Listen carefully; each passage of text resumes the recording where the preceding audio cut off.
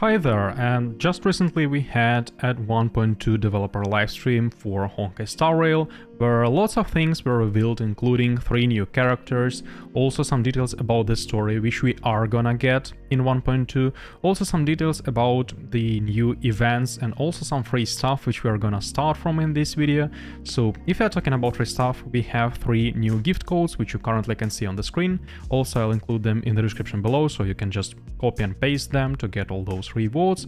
Also, if we are already talking about free stuff, it's some kind of an event, but more it's just 10 free tickets we're gonna get as we had in 1.1 and also on the release of the game.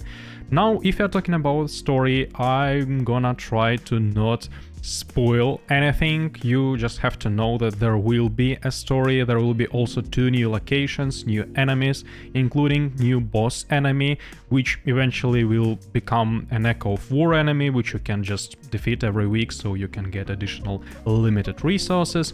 And the only important thing you have to know from the story is that the final boss, which then will become the Echo of War boss, will have 3 weaknesses, which are imaginary, wind and lightning, of course. Those are 3 characters which are about to come out in the nearest future. Though, of course, it's just simply an Echo of War, so I think there won't be that much difficulties with defeating this enemy. And anyway, you will be able, when you defeat this enemy during story, you will be able to just take some friends units to actually deal with it. Now, if you're talking about the characters, which of course the most of attention from this livestream came to, and the first character to be shown on the livestream was Blade chronologically, so I assume he will be the first phase banner for 1.2. Almost everything we already knew about the Blade. He is a wind destruction character, and there was no details about his multipliers, how long his buff will last and everything like this. For this, I think you will have to wait before the banner comes out. I think in 1 or 2 days we will get his kit revealed, but for now we know that this is a DPS character. All 3 of the characters which were revealed on this livestream are DPS to some extent characters, and his banner also was revealed, where we have not the worst 4-star characters, though of course it's discussable because again it's already Natasha, I think second time. Lots of people already summoned for Locha or got Natasha from Seely's banner, so it's not the best option for someone, especially if you're trying to compare this banner to Kafka's banner. But first of all, let's just say a few words about Kafka, because she is a lightning nihility character which revolves around DOT damage. She deals DOT herself, she can apply shock, also she can revolve around your allies' DOT damage, doesn't matter if it's shock or any other one.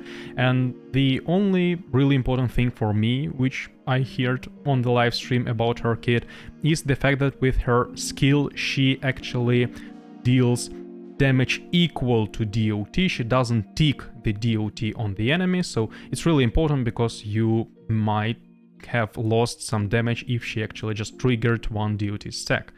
About anything else, there is not that much change, at least from what I can see. Of course, we have to wait until we get Kafka's kit before her banner is out. And if you're talking about her banner, there are 3 maybe the most interesting characters we could get in context of Kafka, because first of all it's Luca, the 3rd character we are about to get in 1.2, a new 4-star character which is a physical nihilitic character if I'm not mistaken, and he also is a DPS character. Of course, you don't have to expect the damage level of a 5-star character from 4-star character, but it will really depend on what he has in his eidolons and overall how strong this character is.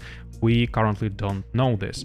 And if you're talking about 2 other characters in Kafka's banner, they are both the only DOT characters we currently have in the game. I mean straight DOT, because of course we to some extent can say that Himeko is also a DOT character because she can apply those burns, but overall Sempo and Serval are the best options and might be the best buddies for Kafka, so this banner looks really interesting. Also, of course, we were shown 2 new light cones. It's a 5-star light cone for Blade and 5-star light cone for Kafka respectively. There were not that much details about how they work, only their names and the pictures from the light cones. That's why it's not that interesting to discuss. But what is really interesting to discuss is that we are getting lots of quote-unquote endgame content, because we are about to get Memory of Chaos revamped, where we most likely we'll get like first 15 stages updated too, and we will get additional reward, which is one free copy of Yukon. So if you were skipping Flocha, or maybe you got not the amount of eidolons you wanted to, if you're talking about Yukon, you will get one additional copy eventually. And also what is really important is that we are about to get Simulated Universe 7, a new stage where also we, of course, logically will get new planar ornaments. There are 2 new sets.